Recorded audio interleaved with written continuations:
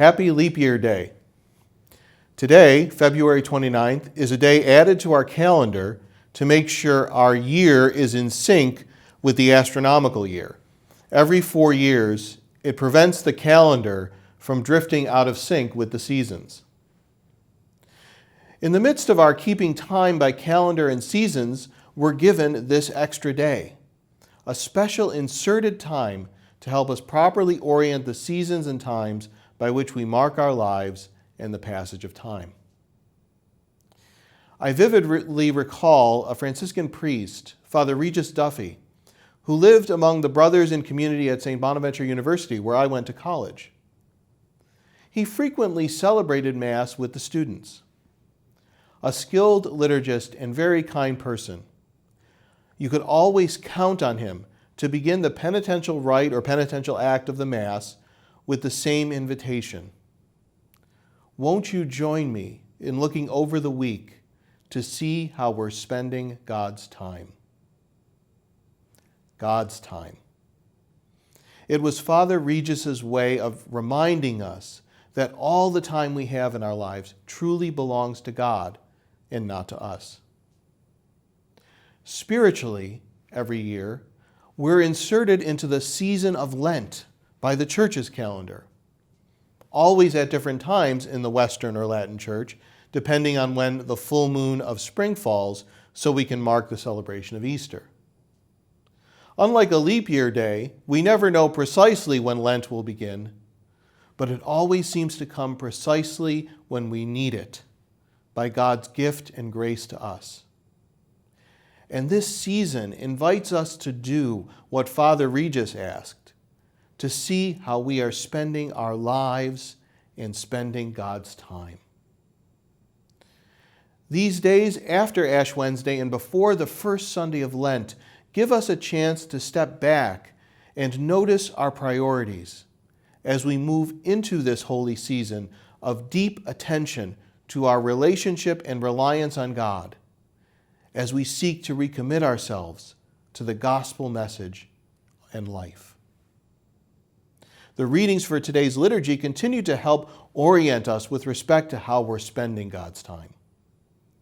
Isaiah reminds us of the things that sadly and too often mark our time in our society these days: oppression, false accusation, malicious speech.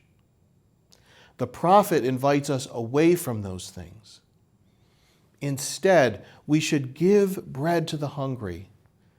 We should satisfy the afflicted, and thereby find ourselves always strengthened by God when we need it, in God's time, doing God's work of justice and righteousness. Living the life of justice and care for the poor is how God marks time, and so should we. Jesus reminds us, too, that he has perfect timing. In the Gospel from Luke, we hear the remarkable and immediate response of Levi, the tax collector, to follow Jesus. He likely left a lucrative life as well, and a corrupt one, since tax collectors of the time often cheated their fellow citizens to curry favor with Rome or to take some off the top for themselves. And they were thus despised by many.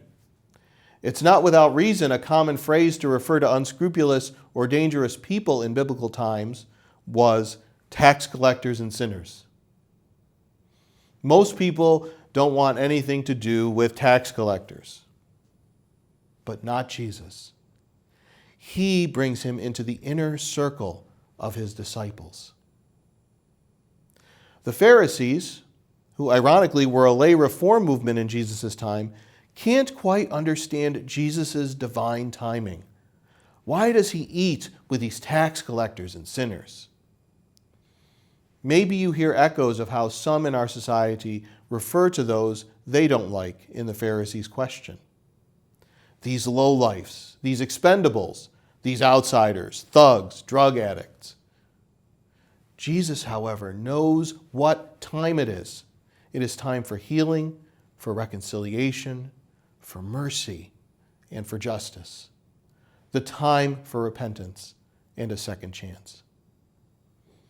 As we begin this holy season of Lent together, won't you join me in looking over our own lives and the lives of those in our communities, neighborhoods, and nation, and see how we're spending God's time? God give you peace.